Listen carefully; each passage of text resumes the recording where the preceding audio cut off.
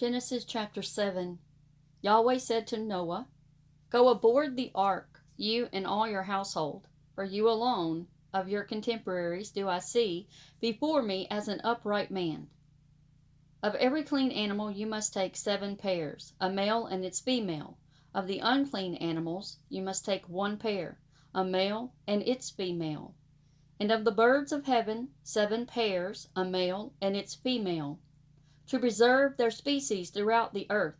For in 7 days' time I shall make it rain on earth for 40 days and 40 nights. And I shall wipe every creature I have made off the face of the earth." Noah did exactly as Yahweh commanded him. Noah was 600 years old when the flood came. The waters over the earth. Noah with his sons, his wife, and his sons' wives boarded the ark to escape the waters of the flood. Of the clean animals and the animals that are not clean, of the birds, and all that creeps along the ground, 1 pair boarded the ark with Noah, 1 male and 1 female, as God has commanded Noah. 7 days later the waters of the flood appeared on earth.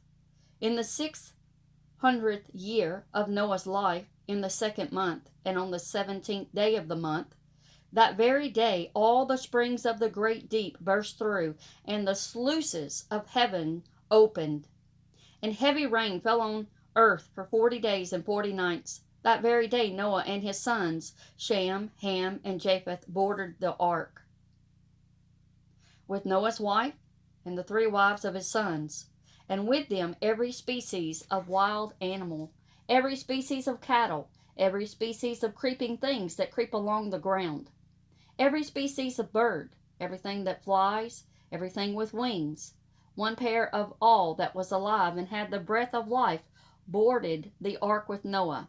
And those that went aboard were a male and female of all that was alive, as God had commanded him.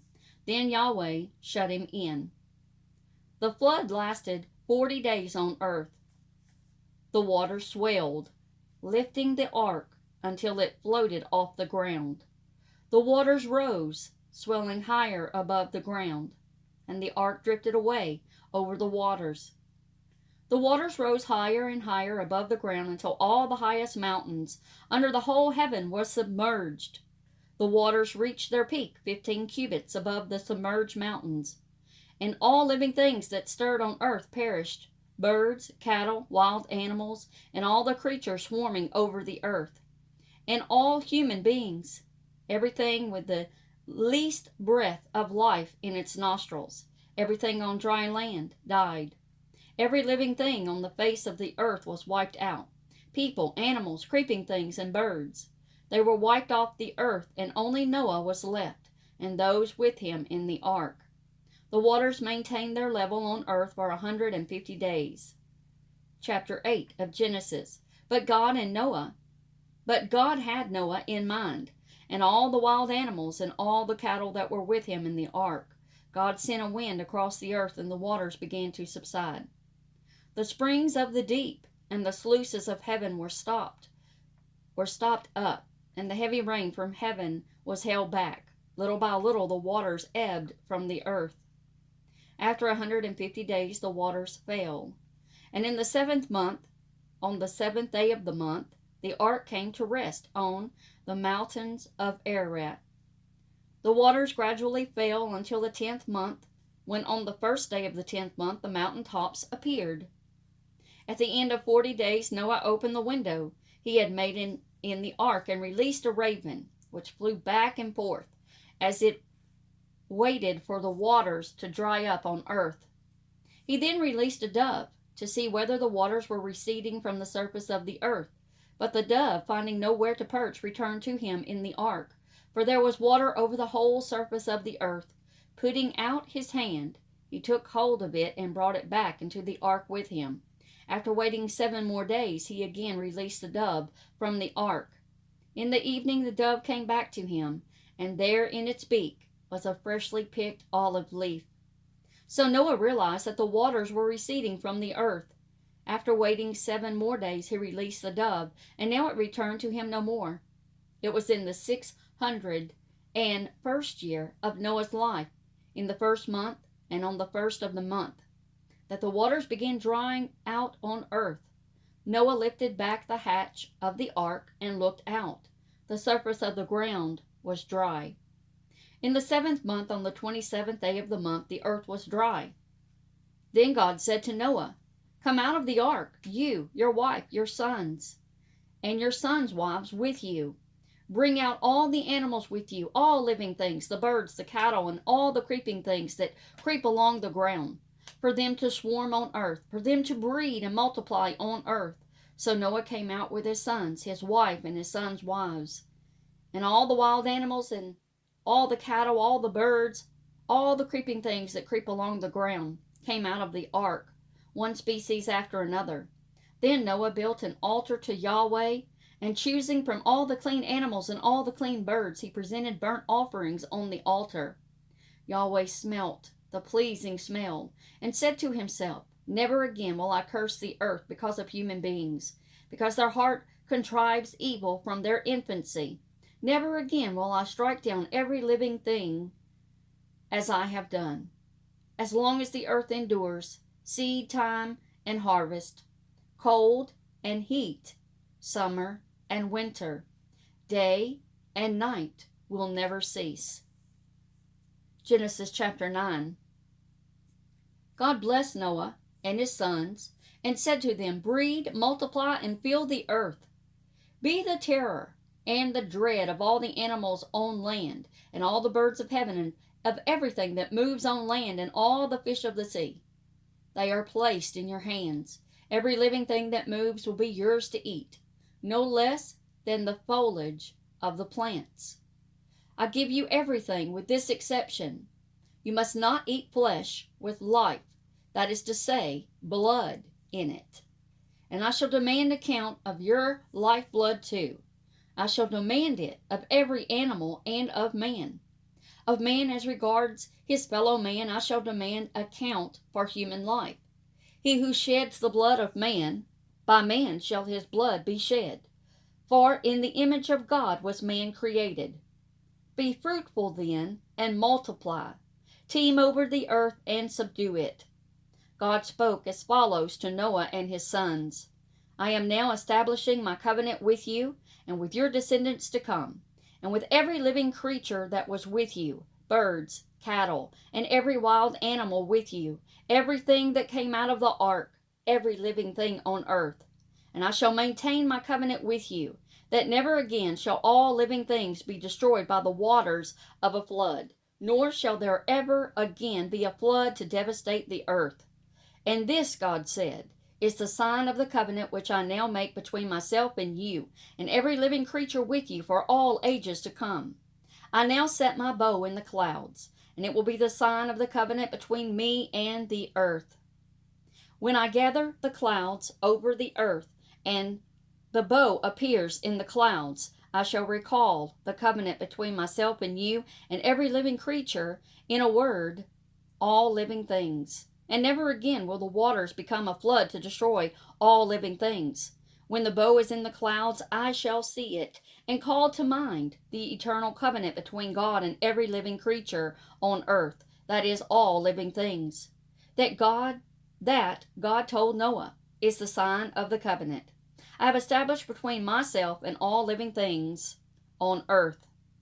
The sons of Noah who came out of the ark were Shem, Ham, and Japheth.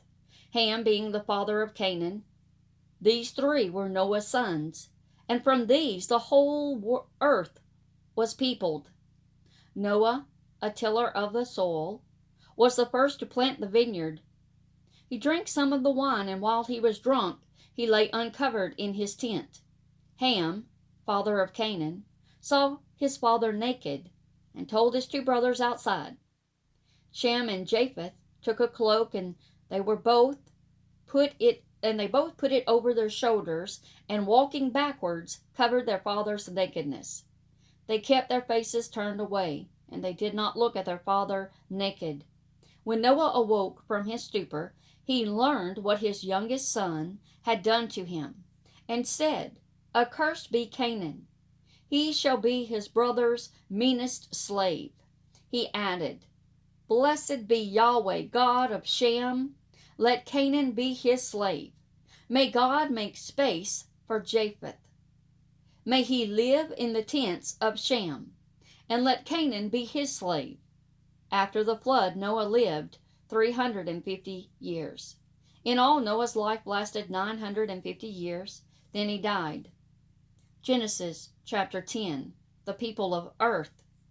These are the descendants of Noah's sons, Shem, Ham, and Japheth, to whom sons were born after the flood. Japheth's sons, Gomer, Magog, the Medes, Javan, Tubal, Meshech, Tyrus. Gomer's sons, Ashkenaz, Riphath, or Riphath, Togarmah. Javan's sons, Elisha, Tarshish, the Kittim, the Danaanites. From these came the dispersal to the islands of the nations. These were Japheth's sons, in their respective countries, each with its own language, by clan and nation. Ham's sons, Cush, Mizraim, Put, Canaan. Cush's sons, Seba, Havilah, Sabta, Ramah, Sabteka. Ramah's sons, Sheba, or maybe Sheba, Dedan. Cush fathered Nimrod, who was the first. I have no idea. Potentate on earth. He was a mighty hunter in the eyes of Yahweh. Hence the saying, like Nimrod, a mighty hunter in the eyes of Yahweh. The mainstays of his empire were Babel, Erech, and Akkad, all of them in the land of Shinar. From this country came Asser, and he built Nineveh. Rehoboth, Calah,